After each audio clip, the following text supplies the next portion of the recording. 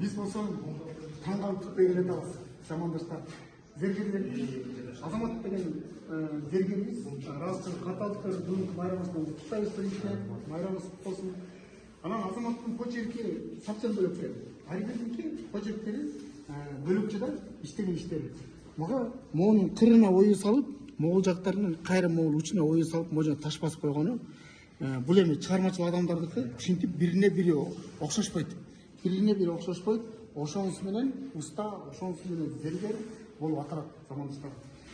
Ал эми азаматтар ушу Семен Чокморов атындагы училищени бүткөзсө, 2000 бүтүптөр андан кылган иштери ушул замандаштар, сиздер дагы ушул азамат эми кийинки жаштардын байкеси болот.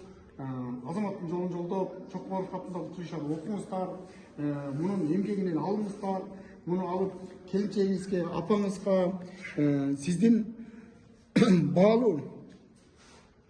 баалаган эже карындаштарыңыздарга белек кылсаңыздар, өтө күчтүү белек болоруна мен толук көзүм жетет.